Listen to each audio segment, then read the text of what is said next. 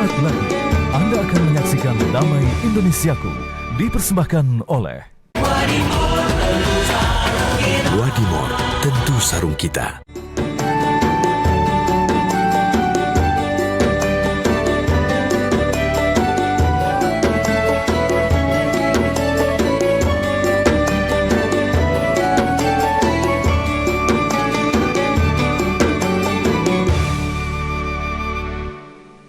Assalamualaikum warahmatullahi wabarakatuh.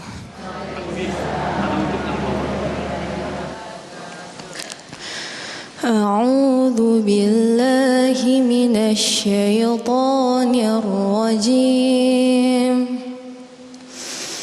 Bismillahirrahmanirrahim. Ya ayyuhalladzina amanu dzkurullaha dzikran katsiran wasabbihuhu bukratan wa asila. Huwallazi yusalli 'alaikum wa malaikatuhu liyukhrijakum minadh dhulumati ilan nur wa kana bil mu'minina rahima. Sadaqallahul azim. Wassalamualaikum warahmatullahi wabarakatuh. Waalaikumsalam. Bismillahirrahmanirrahim. Assalamualaikum warahmatullahi wabarakatuh. Alhamdulillahirabbil alamin. Allahumma shalli ala sayyidina Muhammad wa ala ali sayyidina Muhammad. Puji syukur kepada Allah yang kembali mempertemukan kita dalam majelis ilmu yang untuk kesekian kalinya kita bersiaran secara langsung dari Masjid An-Nafisah Ponpes Cendekia Amanah, Jalan Raya Kalimulya, Cilodong, Depok. Dan alhamdulillah dalam kesempatan kali ini seperti biasa saya ditemani oleh sahabat saya Amel. Assalamualaikum Amel. Waalaikumsalam Mas Agung. Hari ini temanya apa dan siapa yang akan berbagi ilmu untuk kita? Masya Allah, baik Mas Agung. Nah, di siang hari ini kita akan membahas tema yang sangat menarik nih Mas Agung. Kita akan membahas mengenai keajaiban zikir, Masya Allah. Seperti yang kita ketahui bersama bahwa ibadah zikir adalah ibadah yang sangat mudah untuk dilakukan dan besar pahalanya di sisi Allah Subhanahu wa Ta'ala. Dan untuk membahas tema kita pada hari ini sudah membersamai kita guru-guru kita yang sudah hadir di siang hari ini. Ada Ustadz Fahmi Salim, Ustadz Rustandi, dan Ustazah Sofwatun Nida. Baik, pemirsa, inilah Damai Indonesiaku yang dipersembahkan oleh Sarung Wadimor, tentu sarung kita. Selamat mengikuti. Silakan, Kiai. Assalamualaikum warahmatullahi wabarakatuh. Allahu akbar, Allahu akbar, Allahu akbar. La ilaha illallah, Allahu akbar, Allahu akbar, walillahil hamd. Alhamdulillah, wassalatu wassalamu ala rasulillah wa ala alihi wa ashabihi wa man tabi'ahu wa nasara wa walah. La hawla wa la quwwata illa billah. Subhanaka la ilma lana illa ma'allamtana innaka antal alimul hakim. Rabbi zidni ilma warzuqni fahma.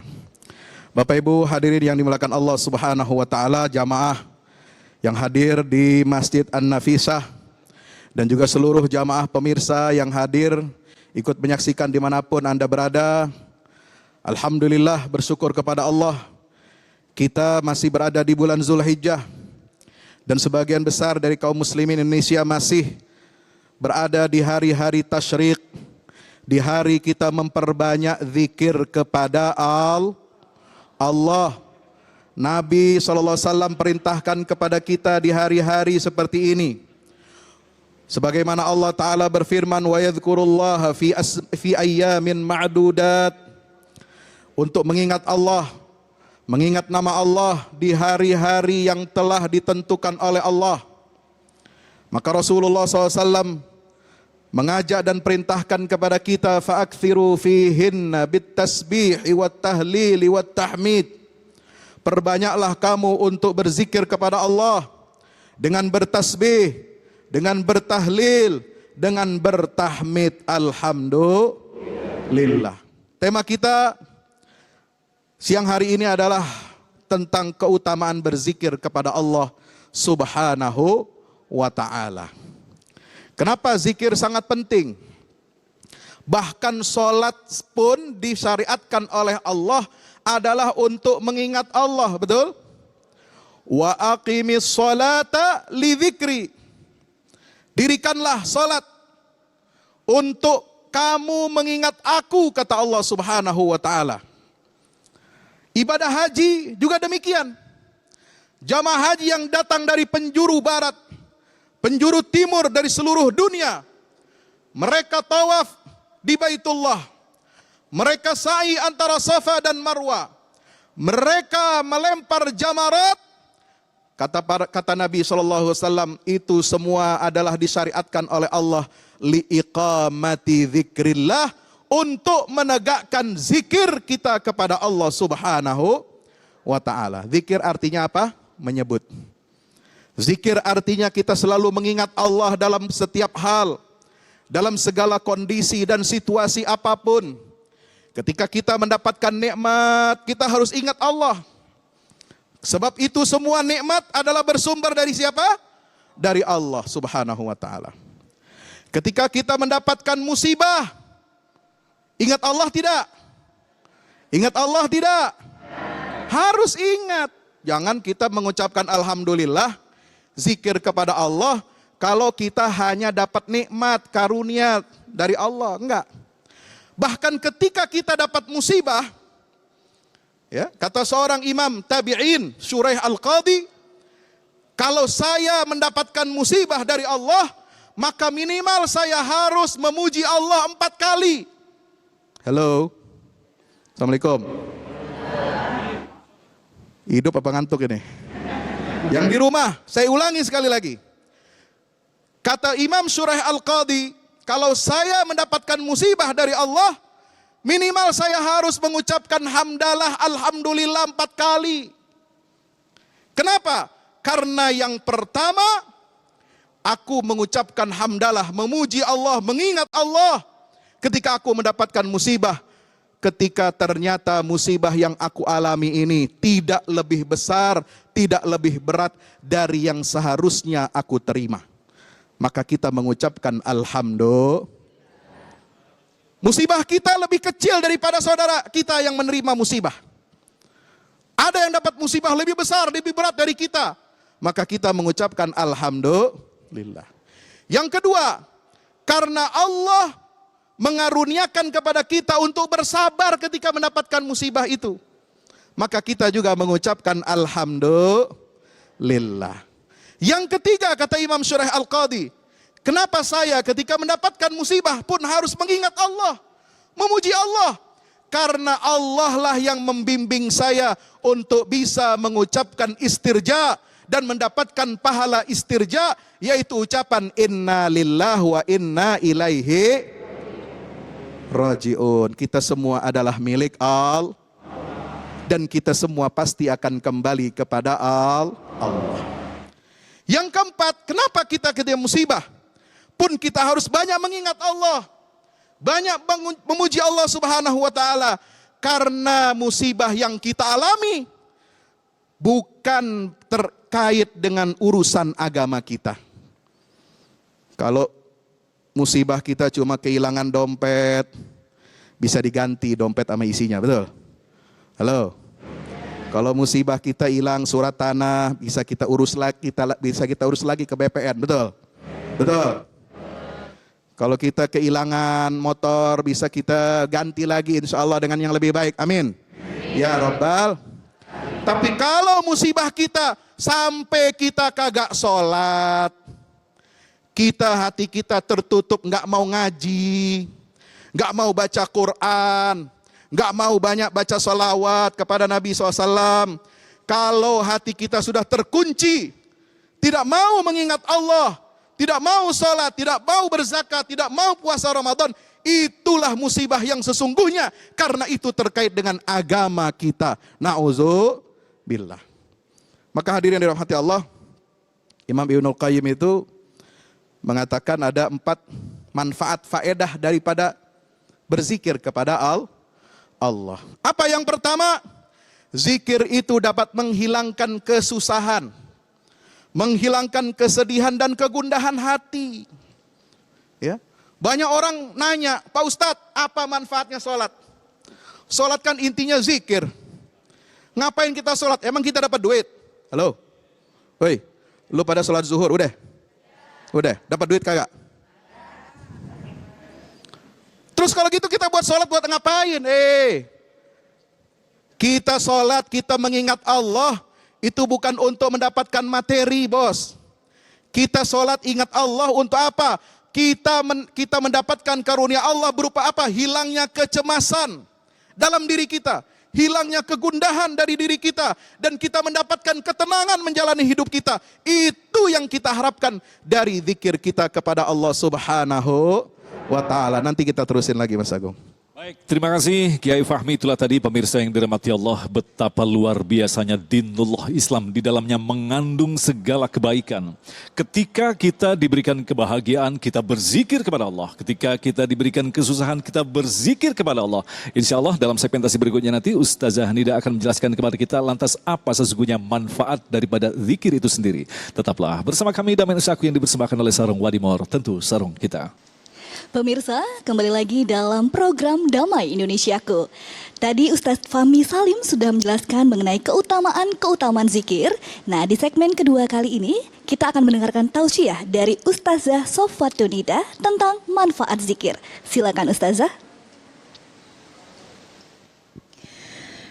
Bismillahirrahmanirrahim. Assalamualaikum warahmatullahi wabarakatuh.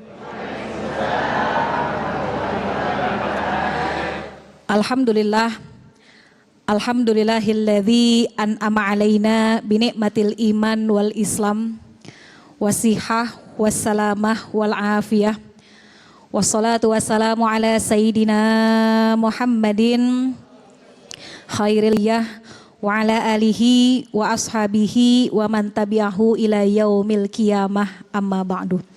Subhanaka la ilma lana illa ma 'allamtana innaka antal alimul hakim. Rabbi shrahli sadri wa yassirli amri wahlul uqdatam min lisani yafqahu qawli. Shadaqallahul aliyul azim. Yang sama-sama kita hormati dan kita muliakan para guru-guru kita yang insya Allah senantiasa mendapatkan keberkahan dari Allah Subhanahu wa ta'ala. Mas Agung dan juga Mbak Amel selaku pengatur acara, para jamaah, bapak-bapak dan ibu-ibu sekalian, juga seluruh pemirsa Damai Indonesiaku TV One dimanapun berada, yang insya Allah semua kita yang berkumpul pada siang hari ini senantiasa berada dalam limpahan rahmat berkah dari Allah Subhanahu wa ta'ala. Syukur alhamdulillah, hari ini masih di bulan yang mulia. Allah izinkan kita berkumpul di sini untuk membahas satu tema yang cukup penting dalam hidup kita, yaitu tentang kemuliaan berzikir. Bapak-bapak dan ibu-ibu sekalian yang dirahmati Allah, Allah meletakkan banyak amal ibadah untuk mendekatkan diri kita kepada Allah. Taqarrub ilallah bisa diraih dengan berbagai cara, salah satunya dengan berzikir kepada Allah. Zikir itu adalah bentuk komunikasi seorang hamba kepada Allah agar terjalin koneksi yang begitu erat. Dan zikir ini merupakan salah satu bentuk ketaatan kita kepada Allah. Kenapa demikian? Karena Allah langsung yang memerintahkan di dalam Al-Quran. Allah berfirman, A'udzubillahi minasyaitonirrajim, ya ayyuhalladzina amanu dzkurullaha dzikran katsira wasabbihuhu bukratan wa asila. Kata Allah, wahai orang-orang yang beriman, perbanyaklah kalian berzikir kepada Allah dan bertasbihlah pagi dan petang. Maka zikir itu adalah salah satu perintah Allah dan kalau kita ngerjain sebagai bentuk ketaatan kita kepada Allah. Sekarang gimana sih Bapak Ibu caranya kita berzikir, dengan cara apa? Di dalam Al-Quran Allah tuangkan banyak cara kita berzikir kepada Allah. Yang pertama melalui bacaan Al-Quran. Inna nahnu nazzalna dzikra wa inna lahu lahafizun. Allah turunkan Al-Quran sebagai peringatan, sebagai pengingat buat kita dan sebagai salah satu bentuk zikir kita. Jadi kalau Bapak dan Ibu baca Quran, baik dari awal sampai ujung, atau yang kita baca surah-surah munjiat, surah-surah pilihan, Yasin, Tabarok gitu ya, Waqiah dan lain-lain, itu merupakan salah satu bentuk zikir juga kepada Allah. Yang kedua, zikir itu juga bisa dilakukan melalui ibadah sholat. Tadi guru kita sudah menyampaikan ayatnya wa aqimis sholata lidzikri. Allah yang memerintahkan, dirikanlah bagi kalian sholat sebagai bentuk mengingatku. Jadi yang sholat kita kerjain saban hari, sehari yang wajib 5 kali, belum lagi yang sunnahnya, itu sesungguhnya sejatinya adalah bentuk zikir kita juga kepada Allah. Makanya kalau kita sholat, hadirkan hati kita supaya zikir yang kita baca dalam ibadah sholat itu kena sampai ke hati. Yang ketiga, zikir juga bisa dilakukan dengan bacaan-bacaan tasbih, tahmid, tahlil ya. Dan ini juga Allah tuangkan dalam Al-Quran. Kata Allah dalam Al-Quran, فَإِذَا قَضَيْتُمُ الصَّلَاةَ فَاذْكُرُوا اللَّهَ قِيَامًا وَقُعُودًا وَعَلَى جُنُوبِكُمْ. Kalau kamu sudah selesai menunaikan sholat, maka ingatlah Allah dengan cara bagaimanapun. Kalau habis sholat kita masih punya waktu, kita duduk sejenak untuk melafadzkan tasbih, tahmid dan tahlil, itu luar biasa. Kalau kita terburu-buru, terbirit-birit habis sholat mau ada urusan penting lagi, kita zikir sambil jalan juga boleh. Atau Bapak Ibu yang badannya nggak enak, habis sholat pengen rebahan, wa ala junubikum, sambil rebahan juga kita boleh berzikir kepada Allah. Dan di antara yang dianjurkan berzikir di antara waktunya adalah selesai sholat. Kata siapa Bu? Kata Nabi dalam sebuah hadis. Nabi mengatakan, man sabbahallah dubura kulli salatin. Siapa orang yang tiap habis sholat dia mengulang-ulang bacaan tasbih. Salasan wa salasin, 33 kali. Wa hammada, alhamdulillah, alhamdulillah, alhamdulillah. Berapa kali? 30. Wa kabbara, Allahu Akbar, Allahu Akbar, Allahu Akbar juga 33 kali. Jumlahnya jadi berapa? 99. Kata Nabi, tamamul mi'ah, tambahin 1 biar jadi 100. Dengan ucapan la ilaha illallah wahdahu la syarikalah, lahul mulku walahul hamdu yuhyi wa yumit wa huwa ala kulli syai'in qadir.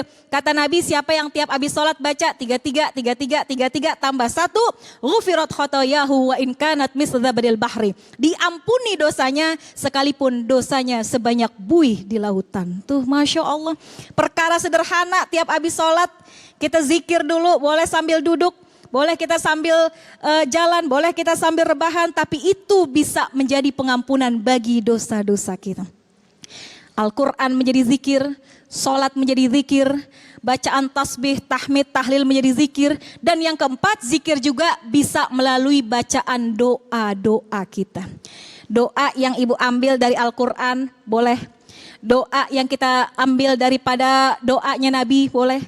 Doa yang kita ambil dari kalam para ulama juga boleh. Doa merupakan salah satu sarana kita untuk berzikir kepada Allah Subhanahu wa ta'ala. Terus apa manfaatnya? Kita zikir setiap hari, kita baca bacaan tasbih, tahmid, tahlil setiap hari. Apa manfaatnya? Manfaat zikir banyaknya luar biasa. Di antaranya pertama, orang yang senantiasa berzikir kepada Allah akan menguatkan hati dan ruhnya. Kalau badan kita Bu, jasmani kita Pak, kalau dia dikasih makan, makannya pakai nasi. Betul ya? Kemarin lebaran makannya pakai ketupat, badannya jadi kuat. Tapi kalau rohani kita gak bisa kita kasih makan seperti begitu. Tapi kita suapi badan kita, ruh kita, hati kita dengan banyak berzikir kepada Allah Subhanahu wa ta'ala. Maka zikirlah dengan sebanyak-banyaknya.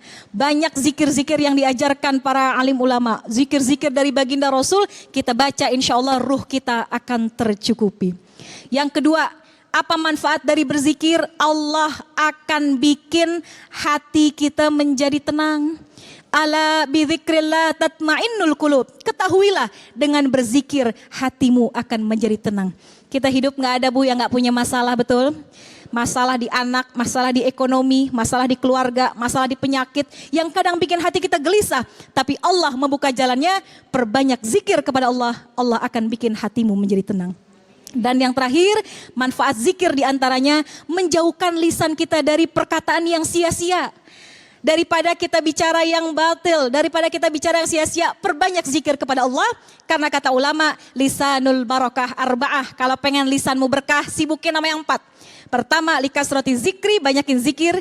Likasroti doa, banyakin doa. Likasroti nasihat, perbanyak berbagi nasihat.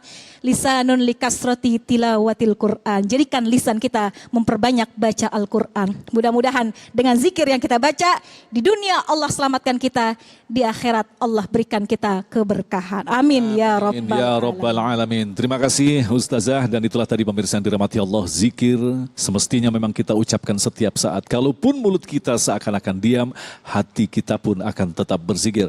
Insya Allah dalam segmentasi berikutnya nanti Ustaz Ruslandi akan menjelaskan tentang wirid apa saja yang dianjurkan oleh Rasulullah Sallallahu Alaihi Wasallam. Tetaplah bersama kami, Damai Indonesiaku.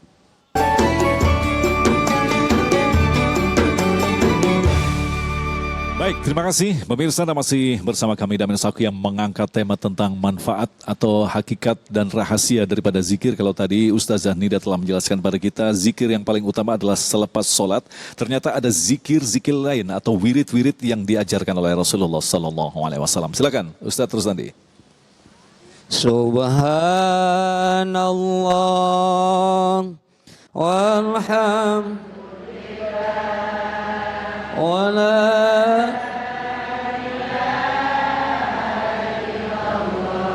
wallahu akbar hasbunallah wa ni'mal wakil wa ni'man nasir. Hamdan wa syukran lillah, amma ba'd. Jamaah sekalian yang dirahmati oleh Allah, juga pemirsa Damai Indonesiaku, TV One dimanapun Anda berada, para asatidul asatidah yang nampak hadir di tempat ini, insya Allah hidup kita senantiasa ada dalam rahmat dan keberkahannya Allah Subhanahu Wa Taala. Bapak Ibu jamaah sekalian, yang kita tadi baca itu adalah zikir di antaranya. Sebenarnya zikir ataupun kalimat zikir sering kita baca, banyak dan insya Allah sudah hafal semuanya. Itu bagian dari yang disarankan oleh Al-Imam Ghazali dalam Bidayatul Hidayah. Begitu. Yang terpenting Bapak Ibu, jamaah sekalian, zikir itu, tadi Ustazah sudah menjelaskan, zikir itu artinya ingat. Kiai menyebutkan, zikir itu artinya menyebut. Gitu. Nah, Syekh Hasan Asyadzili, dalam kitabnya Ar-Risalah Lil Wusul ila Rabbil Alamin, menyebutkan bahwa zikir itu ada 4 golongan tingkatan orang. Yang pertama, ada orang yang zikir itu ingat. Kalau bahasa kita nyebutnya ingat. Kalau ingat baru zikir. Kalau enggak ingat, enggak zikir. Di antaranya apa? Kalau kena musibah, kalau ada gempa, Allahu Akbar, la ilaha illallah. Panggilan kumandang adzan, enggak sholat. Itu ingat namanya. Bersin. Hasum. Alhamdulillah. Kalau enggak bersin, ya orang yang kayak gitu kita doain biar bersin terus-terusan. Ya. Kalau kena musibah baru ingat sama Allah. Orang yang kayak gitu hidupnya biar kena musibah terus-terusan. Lah kan biar ingat sama Allah. Ya. Yang kedua ada orang ingat. Yang kedua mengingat. Kenapa mengingat? Kita tahapannya kita baru sampai tahap mengingat. Kenapa? Saya nyebut nama Allah biar saya ingat sama Allah. Kita baca istighfar, kita baca kalimat-kalimat thayyibah biar kita terhindar dari musibah. Mau pergi kemana? Baca doa banyak. Mau ngelihat ke tempat yang serem-serem, baca doa, zikir, takut ketemu kuntilanak. pengen dihindarkan, itu baru mengingat. Ya, kalau tadi ingat, yang kedua mengingat, yang ketiga mengingatkan. Apa? Supaya kita mengingatkan kepada Allah, supaya diri ini, hati ini senantiasa ingat kepada Allah, tidak lepas mulut ngomong, hati tetap bisa begitu. Bisa begitu. Kalimatnya mah banyak. Ini segmen saya nyebutin kalimat dikir, banyak udah pada paham semuanya. Kita ngomong hati, Allah, Allah, Allah, bisa? Hah? Bisa? Mulut ngomong, hati ngomong. Malah yang lebih parah, sholat. Mulut ngomong, hati kelayaban. Zikirnya di mana? Makanya kata Kiai tadi begitu kan? Nah, makanya zikir itu, kalau kata Kiai Rahmat Mubarak, pimpinan Majelis Zikir Rahmatan Mubarak, sama saya punya guru yang namanya Kiai Haji Abah Adnan, zikir itu tingkatannya beda-beda. Ada orang yang zikirnya zikir lafzi, kayak kita. Subhanallah. Sampai bareng nangis. Kenapa nangis? Pokoknya sedih aja dah. Ya. Bareng itu zikirnya zikir lafzi. Subhanallah. Mulut diucapkan sama kita. Lisan kita mengucap apapun kalimat zikir boleh. Ustazah bilang baca Quran. Ustadz bilang tahlil, la ilaha illallah. Kalimat-kalimat thayyibah yang lain banyak dan kita sudah hafal. Itu baru sampai di sini. Tapi yang kedua, zikirnya apa? Ada yang disebut dengan zikir nafsi. Zikir nafsi apa? Mulutnya kagak, hatinya ngomong. Allah. Lagi diam. Allah. Nonton sinetron. Allah, Allah. Gitu nggak kira-kira? Oh, enggak ya, malah ngikut ngambek malah ya. Yang ketiga, ada yang disebut dengan zikir kolbi. Apa zikir kolbi? Zikir kolbi itu mulut nggak ngomong. Hati ngomong, tapi dia lebih melihat terhadap kebesarannya Allah Subhanahu wa taala. Ada pohon, enggak dilihat pohonnya, siapa yang menciptakannya? Itu zikir. Ada juga yang kedua, ada yang empat tadi, tiga udah ya? Berarti habis tiga? Ya empat. Yang keempat, ada juga udah zikirnya yang keempat disebut zikir ruhi. Apa zikir ruhi? Yang dilihat pohon, masuk ke dalam kolbi, yang nyiptain Allah. Tapi di balik itu semua, Allah lah yang memiliki kekuasaan menciptakan alam dunia ini. Yang kita lihat suami, tapi kok suami gua kayak begini? Allah yang bikin begitu, begitu gitu. Itu enggak. Ini ketawanya mikir atau kesel nih? Ya. Kalau sudah ruhi, sudah masuk ke dalam tahapan ruhi itu zikir, maka dia akan mengatakan dia ciptaan Allah, begini pun dari Allah. Yang kelima, ada yang disebut dengan fana. Zikirnya sudah sampai fana. Apa fana? Enggak ada lagi, semuanya hanya kekuatannya Allah Subhanahu wa taala. Makanya orang yang sudah sampai ke tahapan fana, nanti yang berikutnya ada fanaul fana. Apa sudah fanaul fana? Tingkatannya udah beda, Pak. Beda begini nih.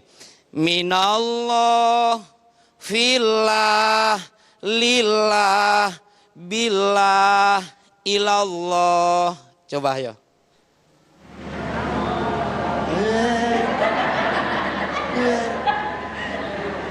Minallah, fillah, lillah, billah, ilallah. Ngomong. Minallah, fillah, lillah, billah, ilallah. Kalau sudah fanaul fana, dia akan mengatakan minallah, saya dari Allah. Fillah, maka hidupnya di jalan Allah. Lillah, karena Allah. Billah, hadirkan Allah. Kenapa harus menghadirkan Allah? Ilallah, sebab kita akan kembali kepada inna lillahi.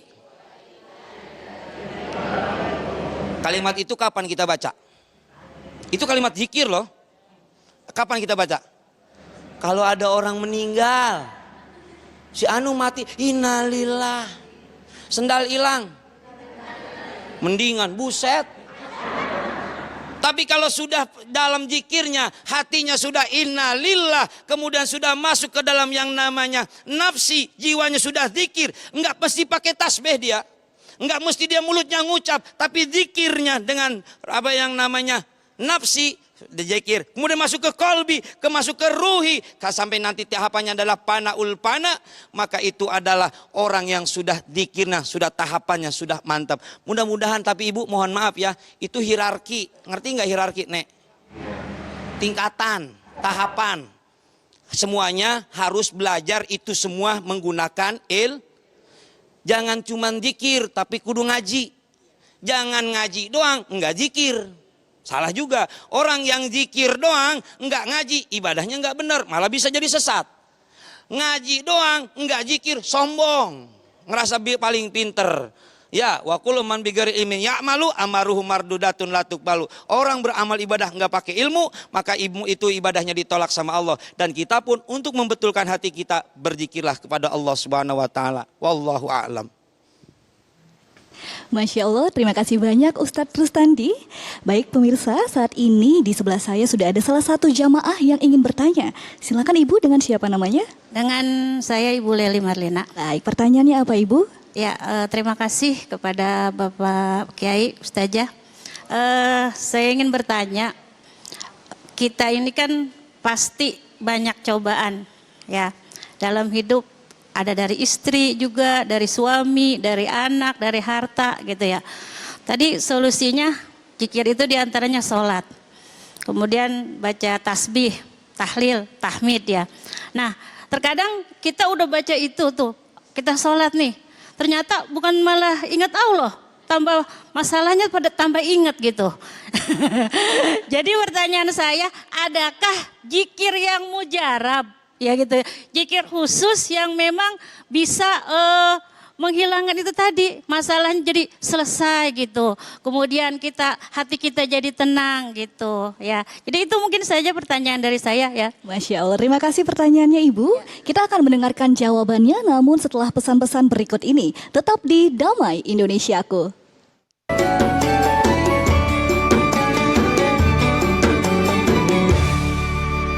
Terima kasih pemirsa, masih bersama kami dan Mensak yang mengangkat tema yang sangat menarik sekali berkaitan dengan zikir. Alhamdulillah tadi kita telah mendapatkan gambaran yang jelas bagaimana berzikir, kemudian apa makna daripada zikir, dan insya Allah jawaban-jawaban ini akan semakin melengkapi tema bahasan kita. Ada sebuah pertanyaan dari Bunda yang telah disampaikan tadi, saya ulangi lagi untuk Kiai Fahmi. Saya mengalami banyak ujian tetapi kita diperintahkan untuk berzikir. Malah ketika kita berzikir ingat masalahnya, bukan ingat semakin dekat dengan Allah. Jadi ada nggak zikir-zikir yang ampuh untuk bisa mengingat Allah nih, Yai? Terima kasih pertanyaannya. Jadi begini, itulah bedanya kita dengan Rasul. Kalau Rasul itu dikit-dikit zikir. Kalau kita zikirnya sedikit. Ya. Kalau Rasul senantiasa ingat kepada Allah ketika dalam situasi dan dalam setiap kondisi, selalu ingat kepada Allah. Yadhkurullah fi kulli ahyanihi, kata istri beliau Aisyah radhiyallahu anha. Ya, dalam setiap kondisi dia duduk, dia berdiri, dia berbaring, dia tidur, dia berjalan, dia berperang. Itu semua selalu dalam zikir kepada Allah Subhanahu wa taala. Maka kalau dapat masalah, Nabi itu digambarkan oleh istrinya, kana Nabi SAW idha hazabahu amrun fazi'a ilas salah. Kalau beliau sedang diliputi sebuah masalah, dibuat gundah, gelisah, sedih oleh sebuah masalah, maka beliau langsung pergi menuju sholat, menghadap Allah, curhat sama Allah. Jadi bukan berarti kita melupakan masalah, tapi justru dengan kita sholat itu kita tumpahkan semua masalah kita, curhat kepada Allah. Boleh. Ya, itu apakah dengan sholat hajat, ya, sholat minta pertolongan Allah, minta segala kebutuhan kita, keperluan kita ditunaikan, dilunasi oleh Allah Subhanahu wa taala. Boleh. Jadi yang penting kita niatkan ini sholat mutlak, ya, niat kita sholat sunnah mutlak untuk apa? Untuk menunaikan hajat, minta kepada Allah Subhanahu wa taala. Nah, disitulah kita ingat semua masalah kita, bukan berarti kita hanyut. Enggak ingat Allah ketika sholat. Sebutin atu-atu masalah kita ketika kita sujud. Ya, itu satu. Yang kedua, doa apa yang mujarab? Tadi kan ditanya begitu. Kalau kita ada masalah, supaya menghilangkan masalah, yaitu doanya Nabi Yunus alaihissalam. Nabi Yunus itu masalahnya berat, masalahnya besar. Dihukum oleh Allah. Kenapa? Karena dia meninggalkan kaumnya yang memerlukan hidayah. Karena nggak mau menerima hidayah, Nabi Yunus kesel, Nabi Yunus jengkel, sampai beliau meninggalkan, naik ke atas kapal, diundi namanya, karena barang muatannya terlalu berat, namanya 3 kali keluar di situ. Harus diturunkan. Maka Nabi Yunus dengan perintah Allah Subhanahu wa taala diturunkan, dikeluarkan dari kapal itu, dan dia mesti nyebur ke laut dan langsung ditangkap oleh ikan. Faltaqamahul hutu wa huwa mulim. Apa doanya Nabi Yunus? Selama dia berada di dalam perut ikan itu, di dalam kegelapan perut ikan, di dalam kegelapan lautan, di dasar lautan, tidak ada tempat dia untuk mengadu, tidak ada tempat dia untuk nelpon, untuk video call, nggak ada. Apa yang dia ucapkan? La ilaha illa anta subhanaka inni kuntu minaz zalimin. Tidak ada Tuhan kecuali Engkau ya Allah, Engkaulah yang bisa menyelamatkan aku. Baik. Subhanak, maha suci Engkau ya Allah. Dan ada pengakuan inni kuntu minaz zalimin. Kenapa? Karena banyak masalah kita itu terjadi dengan izin Allah. Kenapa? Karena dosa-dosa dan maksiat kita. Maka kita harus ngaku dulu di hadapan Allah, inni kuntu minaz zalimin, sungguhnya aku ya Allah termasuk orang-orang yang berbuat zalim. Maka Allah berikan jalan keluar. Fala bitha laula, ya, kalau bukan dia bertasbih kepada Allah, maka dia pasti Yunus itu masih berada di dalam perut ikan itu sampai hari kiamat. Baik, terima kasih. Yai Fahmi mungkin mau beristirahat sebentar, silakan. Nah, ini ada sedikit tambahan. Ustaz Zanida mungkin bisa semakin mempertegas bahwa seperti yang dikatakan tadi, zikir akan selalu mengingat Allah. Tetapi kadangkala muncullah kita berburuk sangka kepada Allah. Ini saya sudah berdoa, zikir kok nggak ada jalan keluar. Nah, ini resepnya bagaimana agar kita akan tetap stay bahwa kita pasti Allah akan mengabulkan, Ustazah? Bismillahirrahmanirrahim. Menambahkan dari yang tadi Pak Kiai sudah sampaikan. Pertama, Ibu, ud'ullah wa antum muqinuna bil ijabah. Berdoalah kepada Allah dan kamu yakin bahwa doa itu akan diijabah oleh Allah. Jadi yang paling penting tadi adalah pertama, dalam kondisi kita sulit, ada masalah, ada ujian, berdoalah kepada Allah dengan penuh keyakinan. Dengan penuh keyakinan bahwa Allah akan menjawab segala doa-doa kita. Karena janji Allah itu gak akan pernah ingkar. Tidak seperti halnya manusia. Manusia bisa mengatakan sekarang iya, besok enggak. Tapi Allah enggak ada. Allah, apa yang Allah janjikan maka pasti akan Allah tunaikan. Jadi pertama, yakinlah dalam berdoa bahwa doa kita itu insya Allah akan diijabah. Adapun kapan waktunya kita serahkan kepada Allah. Allah yang paling tahu apakah ketika berdoa langsung diijabah. Kalau itu bagus menurut Allah seperti itu hasilnya. Atau ternyata menurut Allah nanti akan ada waktu yang lebih tepat untuk mengijabah doa kita dan menyelesaikan segala permasalahan kita. Jadi kita yakini bahwa semua insya Allah akan diijabah oleh Allah. Kembali lagi tadi dengan pernyataan Mas Agung bahwa husnuzon itu juga harus kita sertai. Bahwa jangan kita berdoa tapi dengan keraguan. Kayaknya gak bakal nih Allah kabulin. Ya kalau kitanya udah suuzon sama Allah, ya bisa jadi apa yang kita pikirkan adalah itu yang terlaksana. Karena ana indozon di abdibi dalam hadis qudsi. Allah mengatakan aku sebagaimana prasangka hambaku. Kalau hambaku husnuzon, aku kasih yang baik-baik. Tapi kalau hambaku udah suuzon, maka yang aku kasih yang buruk-buruk gitu. Nah kemudian ketika satu waktu terjadi tidak sesuai dengan maunya kita. Misalnya kita berdoanya A, ternyata Allah mengabulkannya B. Nah kita yakini lagi karena dalam Al-Quran Allah mengatakan asa antakrahu syai'aw wa huwa khairul lakum wa asa antuhibbu syai'aw wa huwa syarrul lakum. Perkara yang menurut kita jelek bisa jadi itu yang bagus menurut Allah. Sebaliknya perkara yang menurut kita bagus ternyata nggak dikasih sama Allah karena menurut Allah perkara itu adalah jelek bagi kita. Jadi kembali lagi kita serahkan semua urusan kepada Allah karena Allah lah yang paling tahu apa yang paling baik menurut Masya Allah buat kita. Bahkan ada kalimat kita tidak dikabulkan di dunia, di akhirat nanti akan kita Iya, dapatkan itu. Wah, betul. luar biasa, dibutuhkan ekstra sabar di sini Ustazah ya. Ya, ista'inu bil Baik, sabri wassalah. terima kasih Ustazah. Silakan Amel, pertanyaan selanjutnya. Baik, Masya Allah, itulah tadi sudah kita dengarkan jawaban dari guru-guru kita. Sekarang sudah ada penanya lagi. Silakan Bapak, dengan siapa? Saya Pak Sahrul Munir. Baik, pertanyaannya apa Bapak? Pertanyaan saya sederhana saja, apa yang terjadi dalam kehidupan rumah tangga kita. Biasanya seorang ibu itu berzikir hanya karena sebal sama anak-anaknya. Astagfirullahaladzim. Apakah zikirnya itu memberi manfaat dalam kehidupan sehari-hari? Ya itu aja, terima kasih. Baik, terima kasih pertanyaannya Bapak. Kami persilakan. Ustadz Rustandi, maknya ngamuk nih ceritanya nih. Astagfirullah, anak siapa ini gitu? Ya itu yang tadi saya bilang, zikir yang kayak begitu mah itu cuma sampai zikir ingat. Ya, ya. Dapat duit dari suami, alhamdulillah. Enggak dapat duit, masya Allah. Ya. Nah kalau tadi anak kesel, zikir itu mah bukan zikir, ekspresi kekesalan.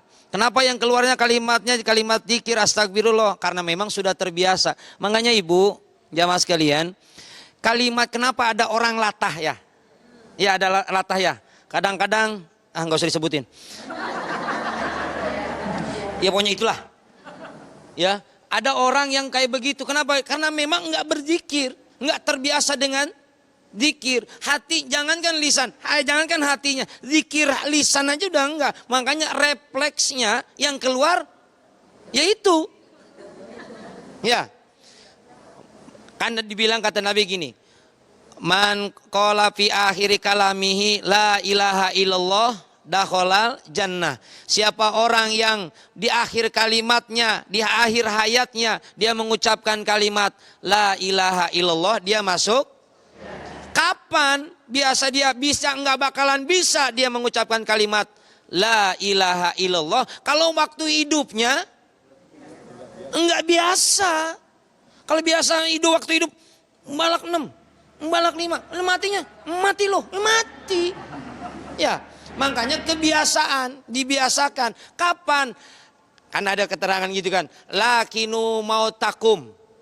Talkinin orang yang udah meninggal. Ditalkinin itu orang yang meninggal kapan? Waktu dia fil hayati, di alam dunia. Ketika dia hidup di alam, dibiasakan untuk berzikir. Nanti nggak usah dipinta. Nanti terbiasa semuanya. Kayak ibu sama suami ngomel, udah biasa. Kenapa? Emang udah terbiasa gitu. Kenapa? Ada kebiasaan. Makanya zikir itu pembiasaan. Cuman jadi itu Mas Agung.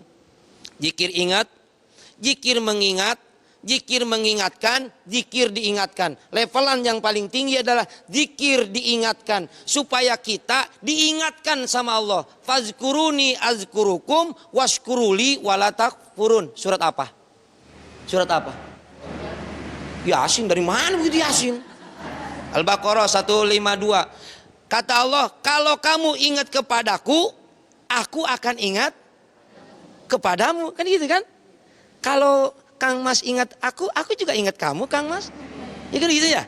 Begitu juga Allah. Kalau kita ingat kepada Allah, Allah akan ingat kepada kita. Itu udah levelan tinggi itu Mas Agung. Ingat.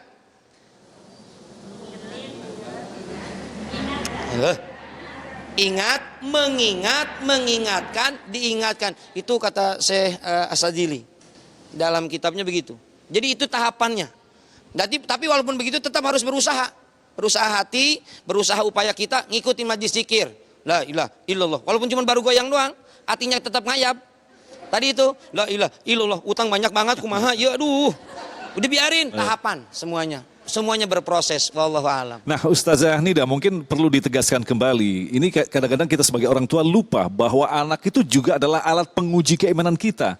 Nah disitulah pentingnya bahwa orang tua ini menyadari bahwa ternyata anak bukan sekedar disayang, tapi penguji dari Allah untuk kualitas keimanan kita. Bagaimana menjelaskannya Nusya? Iya, baik. Memang di dalam Al-Quran kan dikatakan al-malu wal banuna zinatul hayatid dunya. Harta dan anak-anak menjadi perhiasan. Nah, perhiasan di sini bisa menyenangkan kita ya, tapi perhiasan ini juga bisa juga malah sebaliknya gitu. Nah, sama pun termasuk anak. Anak itu bisa menjadi perhiasan buat kita. Di sisi lain juga bisa menjadi ujian buat kita. Bukanlah kita saja ya Bu, artinya ketika Nabi Allah Nuh alaihi salam diuji juga melalui anaknya yang tidak mau ikut dalam ketaatan kepada Allah. Maka kita sebagai orang tua memang yang paling penting adalah bagaimana kita bisa mendidik anak-anak kita sesuai dengan syariat agama Islam. Dan yang tidak kalah penting lagi adalah yang sering nih Mas Agung ya, kalau misalnya kita lagi anak kita jadi lagi ujian buat kita nih, lagi menguji, lagi membuat kita emosi. Nah, jangan sekali-kali lisan kita sebagai orang tua ya, khususnya sebagai seorang ibu gitu, mengucapkan kata-kata yang merendahkan atau doa yang terucap dari lisan orang tua tapi doanya yang tidak baik. Kenapa? Karena di antara doa yang cepat diijabah oleh Allah adalah doa orang tua kepada anaknya. Maka sekalipun anak itu menjadi ujian buat kita, kalau ngedoain tetap doain yang baik-baik. Nah, ini memang menjadi tantangan ya buat kita ya, karena kalau lagi kesel biasanya yang keluar itu adalah hal-hal yang jelek.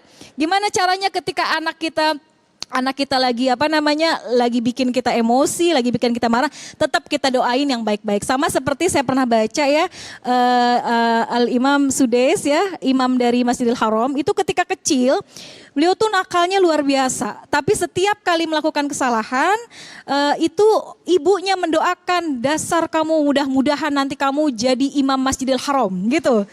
Itu doanya yang diucapkan sekalipun dalam keadaan emosi. Tapi Masya Allah doa ibu Allah ijabah gitu ya. Luar biasa, ibu-ibu bisa begitu? Insya Allah. Kita akan lanjutkan lagi selepas pesan-pesan berikut ini. Damai Indonesiaku.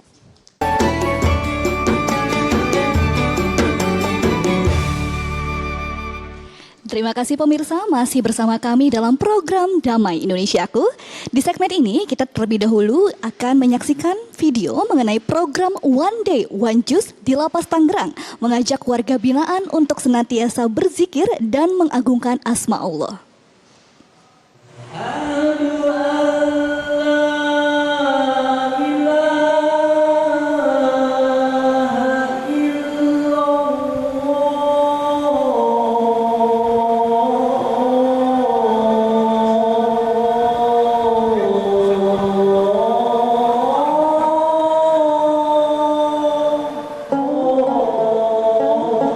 Kumandang azan dari Masjid Baitul Salam yang terletak dalam Lapas Kelas 1 Tangerang mendorong langkah warga binaan bergegas untuk menunaikan sholat asar.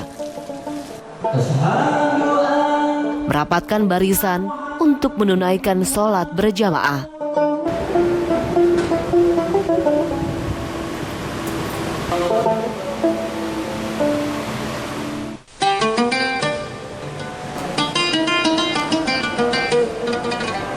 Usai menjalani kewajiban sebagai seorang muslim, warga binaan mengikuti kegiatan harian, yaitu menghatamkan Al-Quran atau dikenal dengan program One Day One Juice.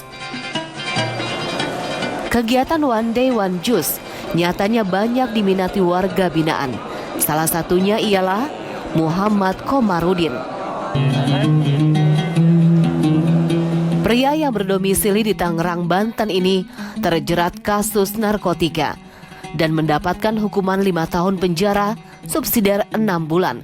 Sempat menganut gaya hidup yang bebas hingga tercebur dalam lingkungan yang tak baik, membuat Muhammad Komarudin merasa sulit untuk berubah.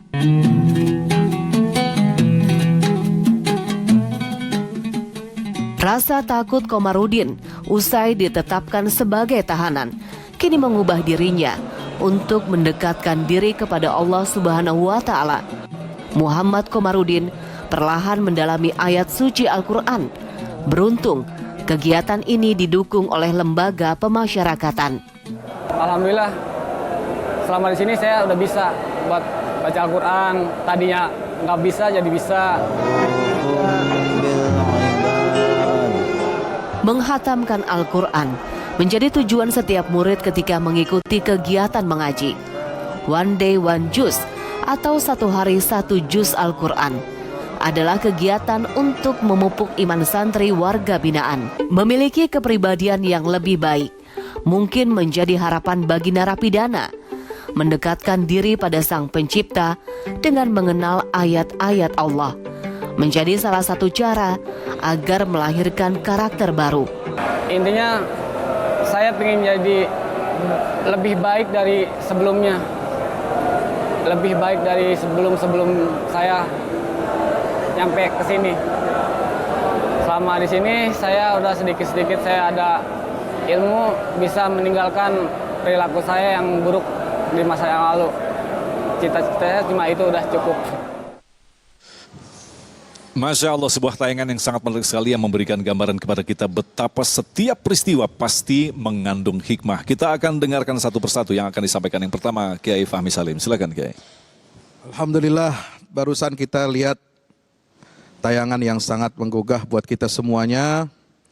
Kita teringat bagaimana Allah memberikan kesempatan kedua buat hambanya yang dulunya ahli maksiat, dulunya suka berbuat dosa, dulunya suka melanggar ajaran-ajaran Allah, tapi kemudian Allah membukakan mereka pintu hidayah. Alhamdulillah. Ini mahal. Lebih baik jadi mantan preman daripada jadi mantan ustadz. Halo? Tahu mantan ustadz? Ya udah kagak punya prinsip lagi dia sebagai ustadz. Kira-kira begitu. Lebih baik jadi mantan preman. Ahli tobat, ahli zikir, ahli baca Quran. Daripada jadi mantan ustadz, udah kagak begajulan. Nauzubillah min zalik. Maka yang seperti itu disebut oleh Allah, apalagi orang yang ahli baca Quran. Ya, surat Sad Allah Ta'ala berfirman ayat 28-29, innalladzina yatluna kitaballah wa aqamus salah wa anfaqu mimma razaqnahum sirran wa alaniyatan yarjuna tijaratan lan tabur. Mohon maaf, surat Fatir. Sesungguhnya orang-orang yang senantiasa membaca kitabullah, kemudian mereka mendirikan salat, mereka berinfak dari sebagian rizki yang telah Allah berikan kepada mereka, apakah secara terang-terangan ataupun secara rahasia, maka sesungguhnya mereka itu mengharapkan perdagangan yang tidak akan merugi. Itu perdagangan yang gak akan rugi. Perdagangan kita dengan Allah. Membaca ayat Allah berarti kita ingat kepada Allah. Dan Nabi mengatakan, sebaik-baik zikir kepada Allah, sebaik-baik kamu mengingat Allah adalah dengan membaca kalamnya. Dengan membaca firmannya, kamu otomatis ingat sama Allah. Hatimu akan terhubung dengan Allah. Dan hatimu akan diberikan petunjuk-petunjuk dari Allah. Dengan apa? Dengan asbab kita membaca, membuka lembaran-lembaran Al-Quran, menerima hidayah dari Allah. Amin ya rabbal alamin. Baik, Ustaz Rustandi, silakan. Iya, baik. Kalau kita menyimak dari tayangan tadi, itulah fungsinya lembaga pemasyarakatan atau lembaga pembinaan. Fungsinya gitu. Kalau dulu kan nyebutnya bukan lembaga pembinaan dulu. Apa dulu nyebutnya? Lapas atau apa? Penjara. Apalagi? Oh, kok tahu? Ada yang pengalaman gitu? Bui. Hotel Prodeo. Itulah fungsinya. Dalam rangka apa? Untuk membina zahir dan batin. Secara zahir, secara knowledge-nya, kemampuannya, otaknya dikasih keterampilan. Biasanya kan begitu tuh. Yang kedua, secara ruhaniahnya dia pun dibina supaya hatinya lembut. Tadi Ustazah bilang, ala bidzikrillahi tatmainul qulub. Dengan berzikir akan melembutkan hati. Pengen ngobrol sama Allah, baca tuh Quran. Lembut tuh hati, tapi baca artinya. Artinya baca. Artinya. Biar tahu maksud dan tujuannya tuh Al-Quran apa isinya. Gitu. Terkadang kita baca Quran kan disebutnya gini, Quran itu adalah pedoman hidup. Kalau tahu artinya, kalau dibaca mah nggak bakalan tahu. Ada biasa di kampung kita malam Jumat yasinan. Lu mah suka yasinan, kelakuan lu masih jelek, cuman dibaca doang. Dikaji mah enggak tuh yasin. Makanya itu lembaga pembinaan untuk membina rohani dan money. Makanya kalau lihat tayangan tadi ajib, subhanallah, luar biasa. Dan yang terpenting hidup kita itu senantiasa dibimbing, diaping dengan taufik dan hidayah dari Allah. Ustazah Nida, silakan. Baik, Bismillahirrahmanirrahim. Setelah kita melihat tayangan tadi ya, tentu banyak sekali hikmah yang bisa kita ambil. Pertama tadi yang sudah disampaikan oleh Kiai Fahmi bahwa orang itu yang lebih penting adalah bagaimana akhirnya, ya. Akhir itu lebih penting daripada awal. Dan kita juga sebagai orang yang alhamdulillah masih Allah kasih kebebasan, yang paling penting adalah kita berpikir bagaimana nanti akhir hayat kita. Kalau tadi kita saksikan yang dulunya maaf misalnya mantan penjahat, mantan pemakai narkoba kemudian ditangkap dan ternyata musibah yang melandanya membawa satu hikmah kebaikan buat dia, maka alhamdulillah. Nah, buat kita yang ada di udara bebas ini juga harusnya video tadi menjadi motivasi. Kalaulah mereka yang di dalam dengan keterbatasan seperti itu saja mau untuk berikhtiar, taqarrub ilallah, mendekat kepada Allah melalui bacaan Al-Quran, kita harusnya bisa lebih daripada itu.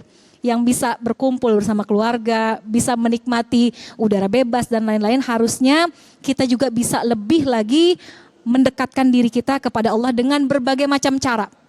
Karena apa?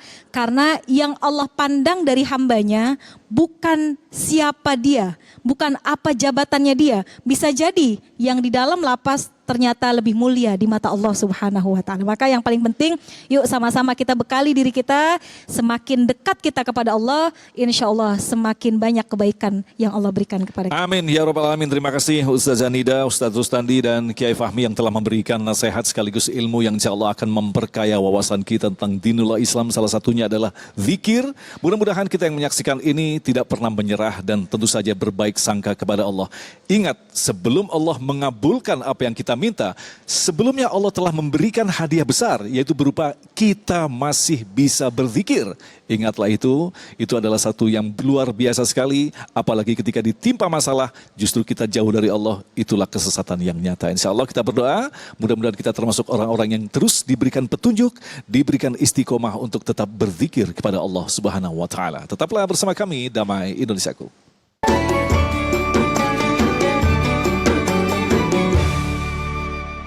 Pemirsa yang dirahmati Allah Subhanahu wa taala, kita berjumpa kembali dalam program Damai Indonesiaku.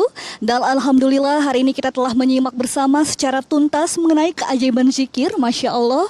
Dan tak terasa kita sudah sampai di penghujung acara kita pada hari ini. Untuk itu saya Amel Sani dan saya Agung Zelak mewakili kerabat kerja yang bertugas serta pendukung acara ini, Sarung Wadimor, tentu Sarung kita mengucapkan terima kasih atas perhatian Anda. Sampai jumpa minggu depan. Wassalamualaikum warahmatullahi wabarakatuh.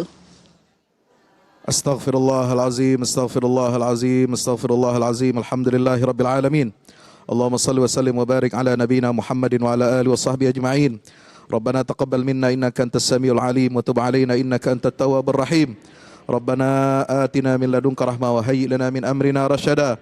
Allahumma ati nufusana taqwaha wa zakkiha anta khairu man zakkaha fa innaka ya rabbana anta waliyuha wa maulaha.